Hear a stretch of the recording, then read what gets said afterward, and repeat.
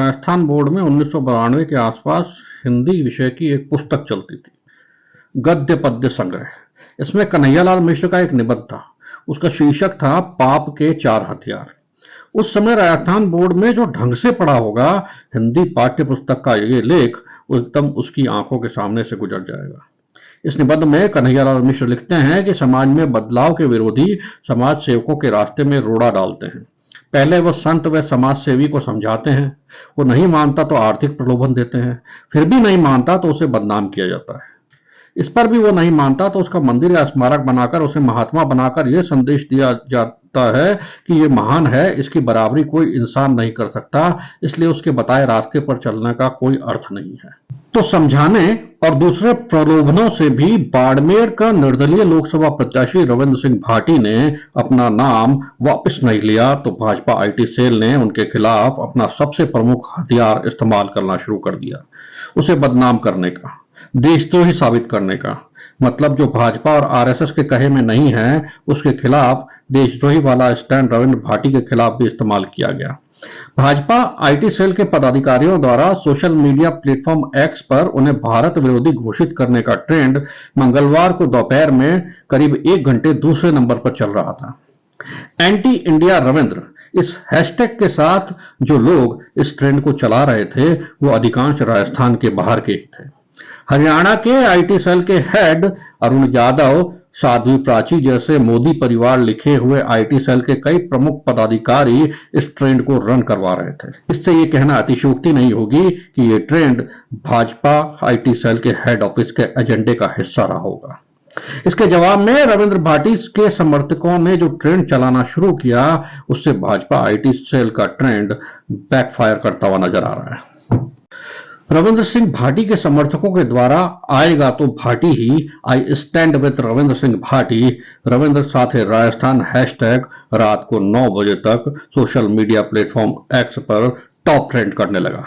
5 राज्यों में राजपूत समाज की नाराजगी के बीच भाजपा का ये ट्रेंड रविंद्र सिंह को नुकसान पहुंचाएगा या बाड़मेर से भाजपा प्रत्याशी और मोदी सरकार के मंत्री कैलाश चौधरी को ये 4 जून को पता चलेगा।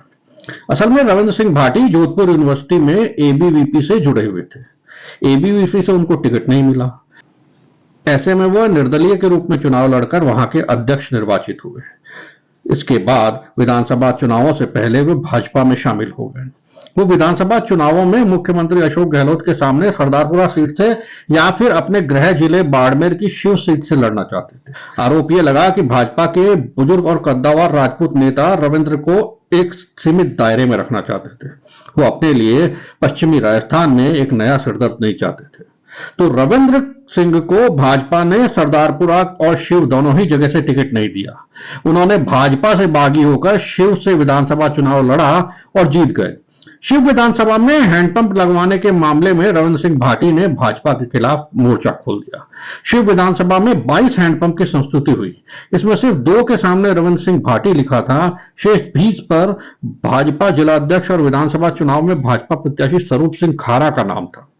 उनका भाटी ने इसे शिव विधानसभा में उनका कद कम करने की कवायद माना और उन्हें बगावत पर मजबूर कर दिया।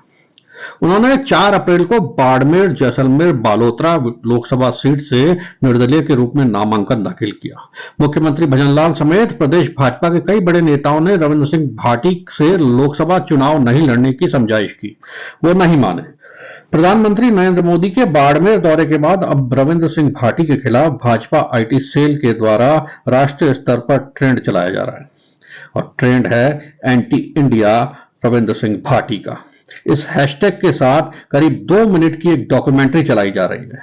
इसमें उनके एक्स प्रोफाइल पर 29 फरवरी 2024 को पोस्ट एक फोटो को लेकर निशाना साधा जा रहा है। इस फोटो के साथ रविंद्र सिंह भाटी का एक संदेश भी लिखा हुआ है, जिसमें लिखा है कि वो लंदन के वेस्टमिंस्टर यूनिवर्सिटी में ग्लोबल एंगेजमेंट एंड एम्प्लॉयबिलिटी के वाइस चांसलर दिव्येश आनंद से मिले। उन्होंने उनसे शिव जैसे पिछड़े इलाकों में रोजगार की संभावना पैदा करने के मुद्दे पर चर्चा की।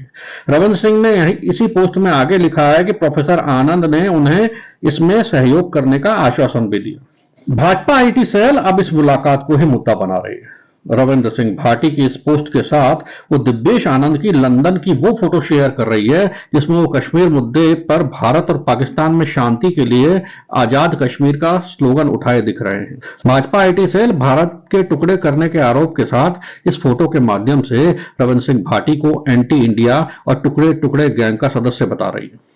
इस तस्वीर के 5 दिन बाद 4 मार्च को रविंद्र सिंह भाटी ने लंदन के लेबर पार्टी के एमपी वीरेंद्र शर्मा से मुलाकात का भी फोटो शेयर किया। इसके बारे में यह कहा जाता है कि वो लंदन में इंडियन डायस्पोरा के सबसे सम्मानित व्यक्ति हैं। यही नहीं, भाजपा आईटी सेल लंदन में रविंद्र सिंह भाटी की एमपी बॉब ब्लैकमैन से मुलाकात की तस्वीर भी दबा गई, जिन्होंने कश्मीर का भारत का अभिन्न अंग होने की पैरवी ब्रिटेन की संसद में की थी।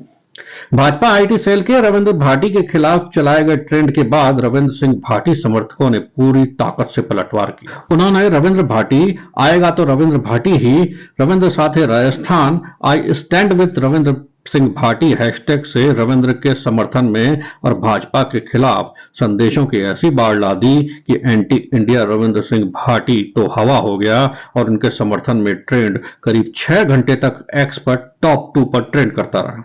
रविंद्र समर्थक विक्रम सिंह ने इस हैशटैग के साथ लिखा कि मारे छोरा ने गद्दार की कर कह दियो। एक अन्य संदेश में वो लिखते हैं कि भाजपा इतनी घटिया पार्टी है, आज पता चला। एक युवा विधायक का मुकाबला चुनाव में नहीं कर पाए तो देशद्रोही घोषित कर दिया। यही राष्ट्रवादी पार्टी का ढोंग करती है। जुझार सिंह राजपुरोहित ने लिखा कि सियासत के खारेपन को भा नहीं रही लोकप्रियता की मिठास। देवराज मांडानी लिखते हैं कि अब सोशल मीडिया ट्रेंड से एक बात साबित हो गई कि कथित राष्ट्रवादी आईटी सेल के क्षत्रियों के असंगठित युवा बुरी तरह मात दे सकते हैं। वहीं निक बना दिव्येश आनंद के साथ दलाई लामा की फोटो शेयर करते हुए लिखते हैं कि अब तुम बौद्ध धर्म को ही देश विरोधी घोषित कर दो। गोपाल सिंह भाटी लिखते हैं कि बगावत हो तो ऐसी कि सियासत भी पनाह मांगे। एक 26 साल के युवा ने मुद्दों की राजनीति की बात करी तो पेट में दर्द होने लगा। औकार सिंह सिंगल लिखते हैं कि अभी तक हमारे तेवर भक्तों ने देखे कहां, बीजेपी की ताबूत में अंतिम कील ये भाटी ही ठोकेगा। महेंद्र सिंह तरतरा लिखते हैं कि राष्ट्रवाद राजपूत की रग रग में है।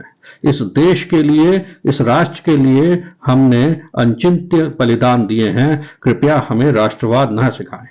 वहीं एक अन्य यूजर प्रतीक सिंह ने प्रधानमंत्री नरेंद्र मोदी के साथ फारूक अब्दुल्ला की फोटो शेयर करते हुए लिख दिया कि चीन की मदद से धारा 370 लागू करवाने की बात कहने वाले फारूक अब्दुल्ला से बंद कमरे में मीटिंग करने वाले ये लोग कौन हैं? इनसे सवाल क्यों नहीं पूछते? राजन्यास क्रॉनिकल ने तो मोहन भागवत के मुसलमानों के बिना हिंदू राष्ट्र नहीं खबर की कटिंग, प्रधानमंत्री नरेंद्र मोदी के मुस्लिम देशों के नेताओं से गले मिलने की तस्वीर और भाजपा संगठन महामंत्री रामलाल की भतीजी की फैजान करीम से शादी की खबर की कटिंग के साथ लिखा कि देश की ज्यादातर जातियां इस लोकतंत्र में मुस्लिमों के साथ गठबंधन करके सत्ता पाने का काम करती हैं। यही धर्म के नाम पर हमेशा क्षत्रियों को जबरदस्ती मुस्लिमों के खिलाफ उकसाया जाता रहा है। ये इत्तेफाक नहीं, कूटनीति है। क्षत्रियों को इस षड्यंत्र को समझना ही होगा। जेवेंद्र सिंह शेखावत एक फोटो शेयर करके लिखते हैं कि क्या अरुण यादव और प्राची साध्वी जैसे रविंद्र सिंह भाटी को धर्म और राष्ट्र का पाठ सिखाएंगे? हिस्ट्री ऑफ राजपुताना हैंडल से लिखा है कि रविंद्र सिंह भाटी कश्मीर मुद्दे पर भारत का पक्ष रखने वाले ब्रिटिश एमपी बॉब ब्लैकमैन से भी मिले थे, पर आईटी सेल ने केवल एक ही फोटो वायरल किया। तुम एक नहीं 50 ट्रेंड चलाओ। हमने 1500 साल तक इस देश के रक्षार्थ अपना सर्वस्व निछावर किया है। हमें किसी माफी वीर के सर्टिफिकेट की आवश्यकता नहीं है। वैभव पुरोहित ने तो आईटी सेल के देशद्रोही के आरोप को भाजपा की हार का पैमाना बनाते हुए लिखा, जब आईटी सेल आप पर देशद्रोही होने का आरोप लगाना शुरू कर दे तो समझ लो कि उनकी पार्टी चुनाव हार रही है। कुल मिलाकर भाजपा आईटी सेल का ट्रेंड बैकफायर करता नजर आ रहा है, क्योंकि अब रविंद्र समर्थकों ने अपने एक्स प्रोफाइल पर अपने नामों के साथ भाटी का परिवार और मैं भी रविंद्र लिखना शुरू कर दिया है।